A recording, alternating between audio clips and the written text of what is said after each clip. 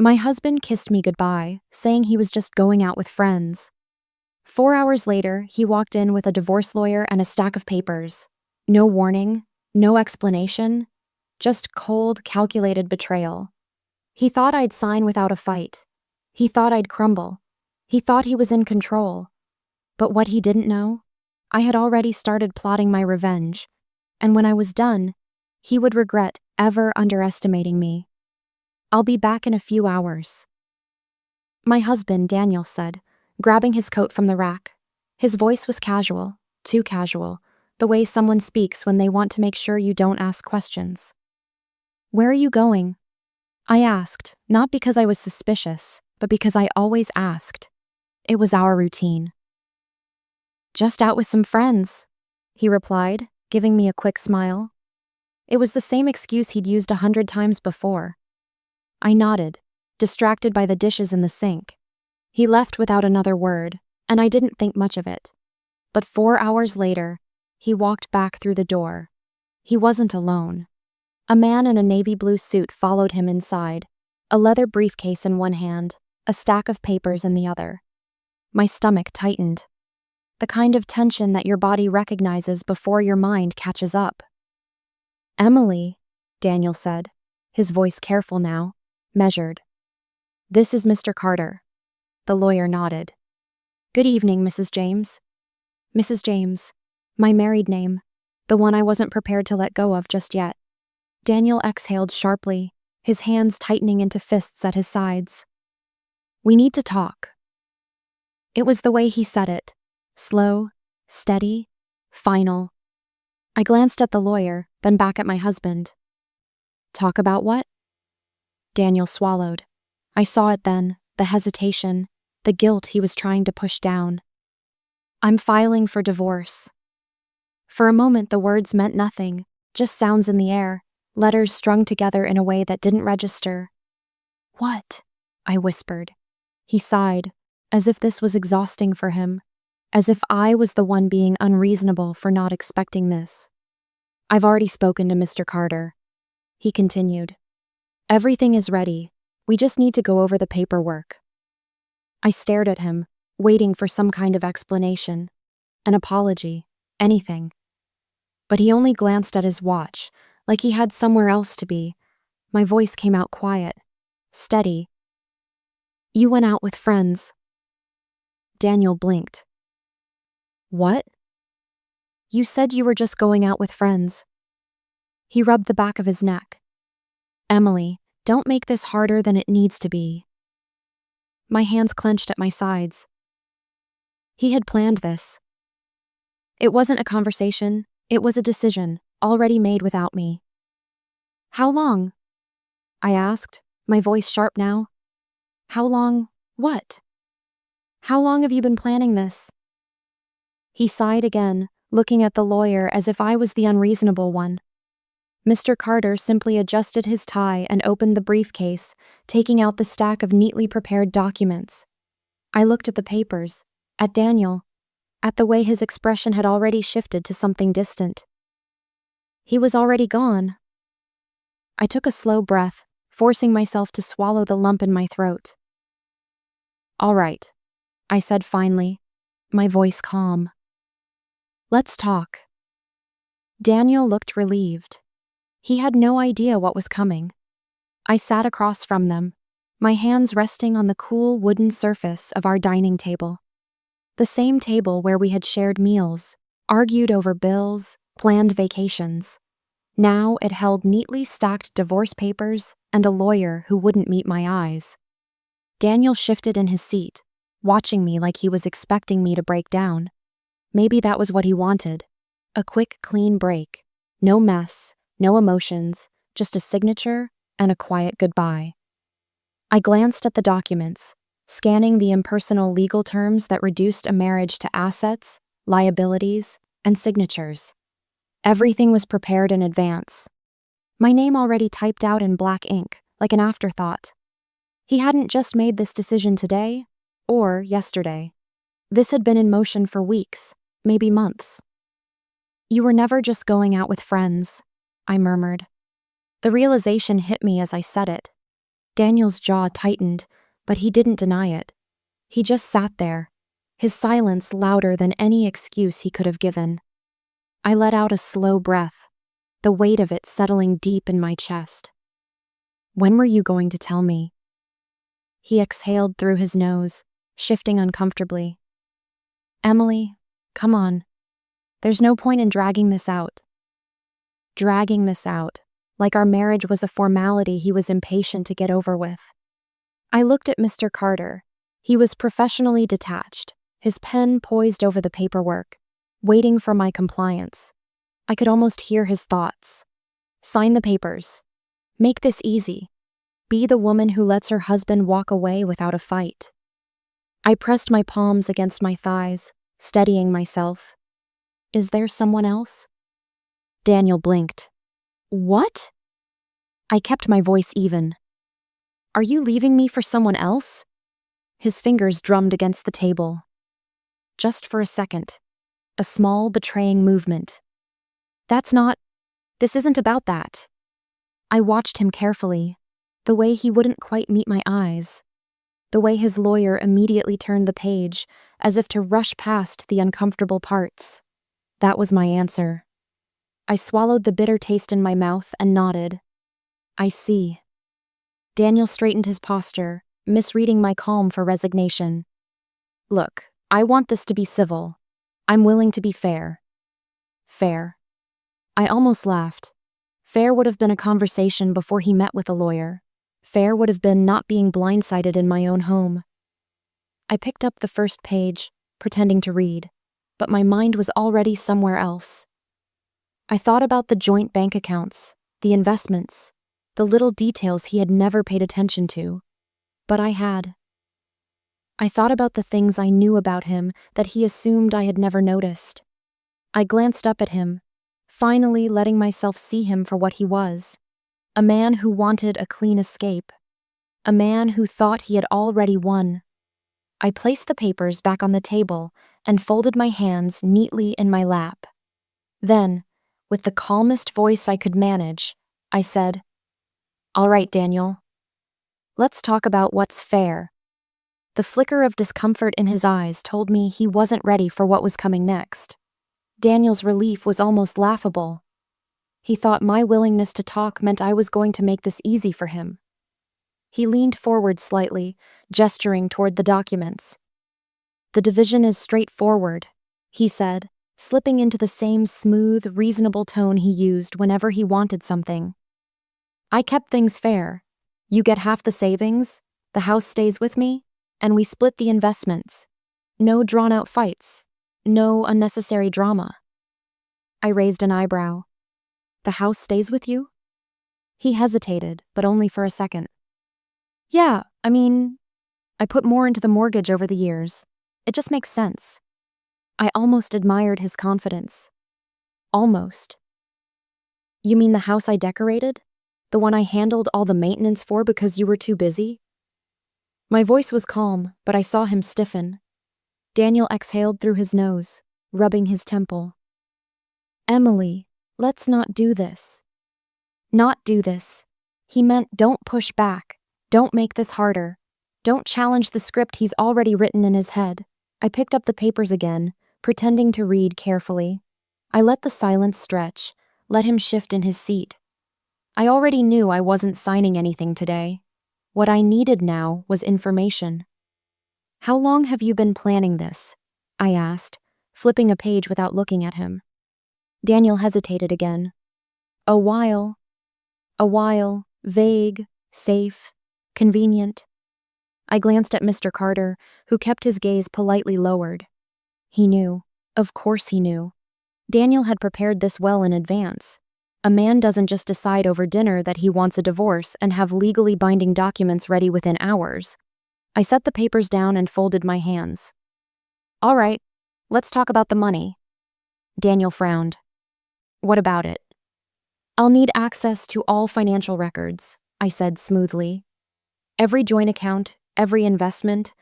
I assume my name is still on everything, correct?" He hesitated. Just for a second. That was all I needed.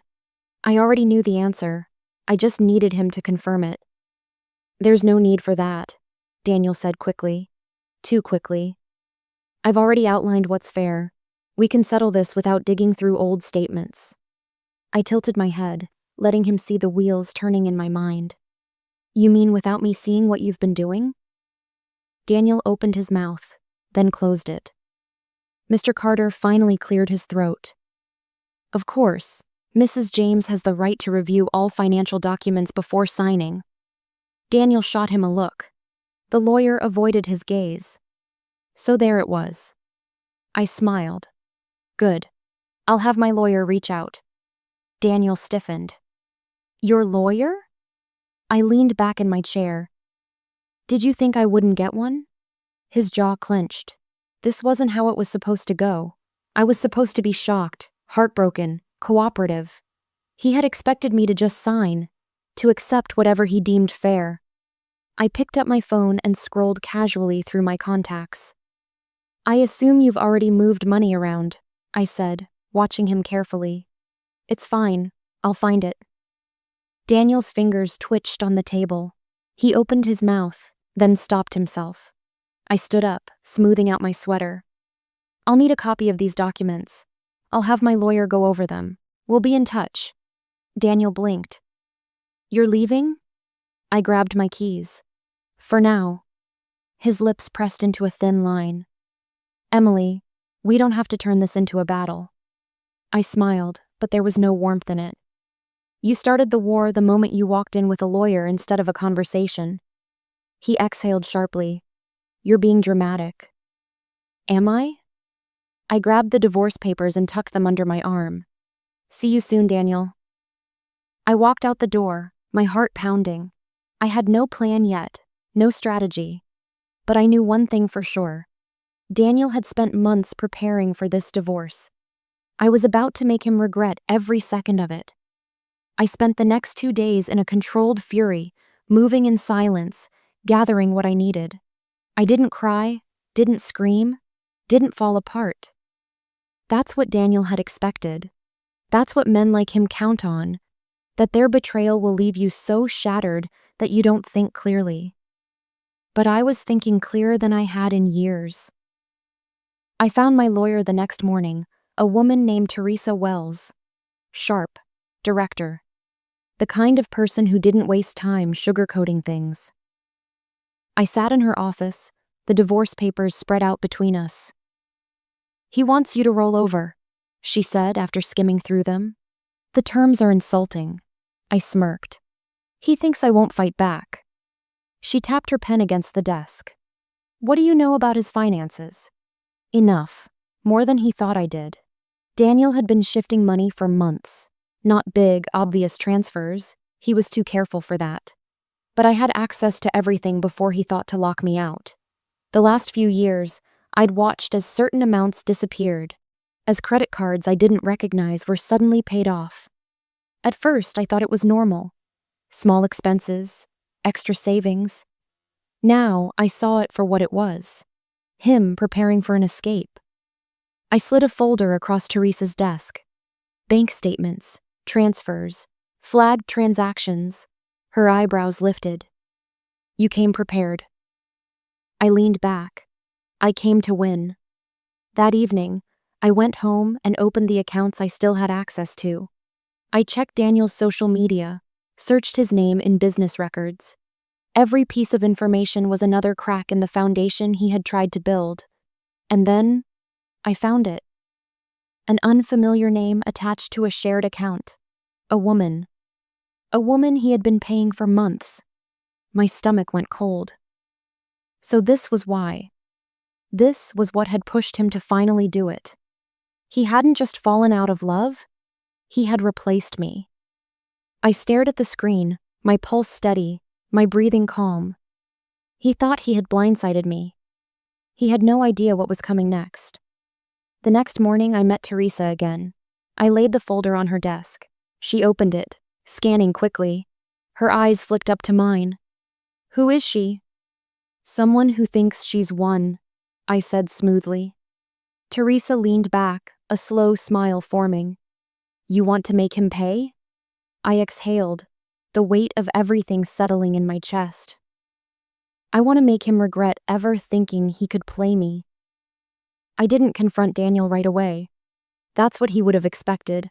Rage, accusations, a screaming match that he could use to paint me as the bitter, unreasonable ex-wife. No, I let him sit in his false sense of security a little longer. Instead, I made moves. Teresa filed an immediate request for financial disclosure.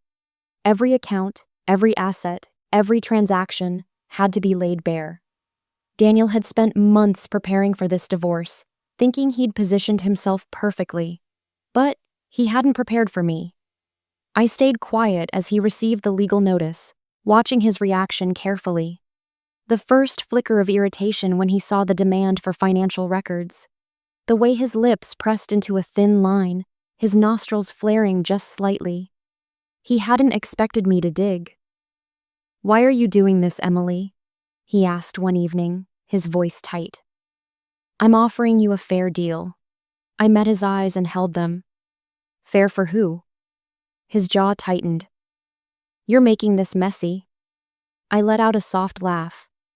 "Messy? You walked in with a lawyer before you even talked to me. And now you're upset that I have one too?" His fingers twitched like he wanted to say more, but instead he exhaled and looked away. That was the first time I saw it. Doubt. He wasn't in control anymore. But the real wound came a few days later. Daniel's affair wasn't just an affair. It was financial. He had been supporting her, covering her rent, buying her gifts, using our money. The evidence was irrefutable. Transactions linked to hotel bookings, high-end boutiques, and worst of all, a down payment on a condo. I stared at the documents in my hands, the sheer audacity of it almost amusing. He hadn't just planned to leave. He had planned to erase me completely. That was fine, because now I had everything I needed to destroy him. I waited until Daniel was comfortable, until he thought I was just dragging out the divorce out of spite, not because I was carefully setting him up. He assumed I was just being difficult, trying to squeeze a little more money out of him. He had no idea I was building a case. The financial disclosure was the first blow. He ignored the first request, then delayed the second. That was a mistake. Teresa filed a motion with the court, forcing him to comply. That's when the real cracks started to show. He had hidden money. Not well, but well enough that he thought I wouldn't find it. Accounts under different names. Small transfers disguised as business expenses. But the records didn't lie. The money trail led straight to her. When he finally called me, his voice was tight with frustration. "Emily, what the hell is this? You're digging through every part of my life like a damn investigator." I smiled to myself. That's exactly what I was doing. "You should have thought of that before you used our joint money to fund your little side project," I said coolly. Silence, just for a second. Then, "This is between us. You don't have to bring her into it." I almost laughed. Her? He was already defending her? The woman he'd been hiding? The woman who had no idea what was about to hit her? "I didn't bring her into it," I said, flipping through the stack of bank statements. "You did." More silence. I could hear his breathing on the other end of the line, the way he was trying to control it. He wasn't in control anymore. Then came the final blow. Teresa drafted a settlement proposal, not the one Daniel had expected. No, this one laid out every single instance of financial misconduct, every transaction linked to his affair, every account he had tried to conceal. It was airtight, and it demanded more than half of everything. He didn't respond to me after that. The next time I heard from him, it was through his lawyer. A panicked request for a private meeting. I knew then that he was scared. And that meant I had already won. The private meeting was held in a neutral conference room, cold and impersonal, just like our marriage had become in its final months. Daniel sat across from me, his lawyer beside him, looking far less confident than when he first walked into our home with divorce papers in hand. He had expected me to be emotional, desperate, someone who would roll over the moment he dictated how this was going to go. Instead, I had turned the tables. His lawyer spoke first, clearing his throat like he was preparing to defuse a bomb. "We believe this has escalated beyond what's necessary. There's no reason to involve third parties over what should be a straightforward matter." I didn't even glance at him. My eyes stayed locked on Daniel. "Is that how you see it? Straightforward?" Daniel exhaled through his nose, leaning forward. "Emily, I didn't want this to get ugly." I let out a soft laugh, shaking my head. "Ugly? You stole money from our household. You spent our savings on another woman. You blindsided me with divorce papers. And now that you've been caught, you want to negotiate?" He clenched his jaw, his fingers tapping lightly against the table. "A tell?" He was losing his grip on this. His lawyer cut in, pushing a revised settlement agreement toward me. "Daniel is willing to offer a larger portion of the assets to avoid prolonged legal proceedings." I picked up the papers, skimming them, already knowing it wasn't enough. "This is cute," I muttered, flipping through the pages. "But I'm not interested in what he thinks is fair." Daniel's patience finally snapped. "What do you want, Emily?" I met his gaze, my voice calm. "I want what I deserve." He scoffed. "And you think that's, what, taking me for everything?" I slid a file across the table. "No, Daniel. I think it's letting a judge decide." His lawyer shifted uncomfortably, opening the file. Inside was every bank statement, every financial transaction, every undeniable piece of proof that he had committed financial fraud against our marriage. And just beneath it, a letter from my lawyer stating our intent to file for marital misconduct. That wiped the smugness off his face. His lawyer let out a slow breath, eyes scanning the papers. "You're willing to take this to court?" I folded my hands neatly on the table. "I don't bluff." Daniel swallowed hard. He knew what this meant. A public trial, depositions, financial audits, his secrets, dragged into the open for everyone to see. I watched the moment realization dawned on him. The slow, creeping horror of a man who had thought he was untouchable, only to realize he had underestimated the wrong woman.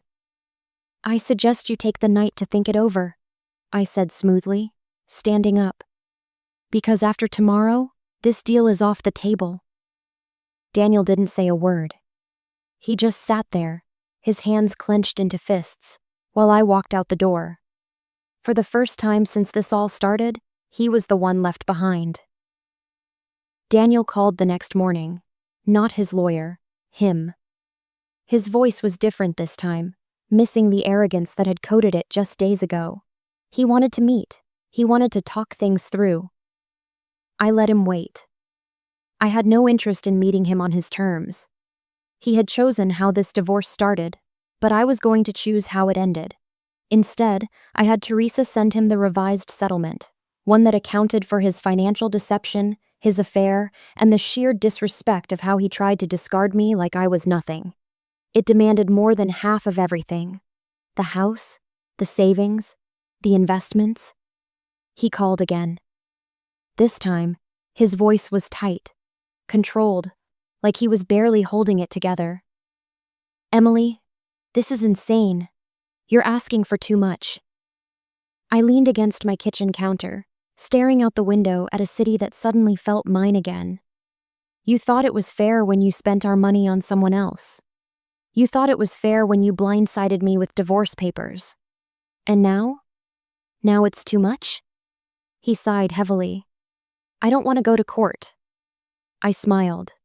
"Then don't." It was that simple. If he wanted to avoid the embarrassment of a trial, if he wanted to protect what little dignity he had left, then he would sign. 2 days later, he did. His lawyer called Teresa with a clipped, exhausted tone. "He's agreeing to the terms." I sat in Teresa's office as I signed the final paperwork. My hand didn't shake. My heart didn't race. This wasn't a loss, it was freedom. Daniel had walked into my home with a lawyer, thinking he was ending things on his terms, thinking I would sit there and let him dictate how my life would fall apart. But he had underestimated me. He had taken me for granted, just like he had taken our marriage, our trust, our history. And now, as the ink dried on the papers that forced him to give me more than he ever planned, I realized something. The worst thing he ever did wasn't leaving.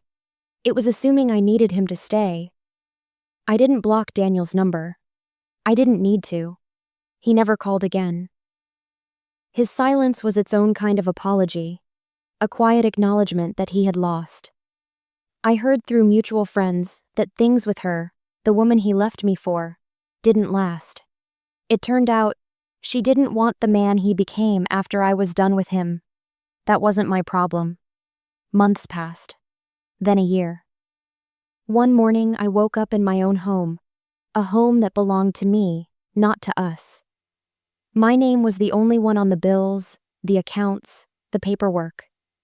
I stood in front of the mirror and saw a woman who had walked through fire and come out standing taller than before. Daniel had planned his escape carefully, thinking he had outsmarted me. But in the end, he didn't leave me. I left him.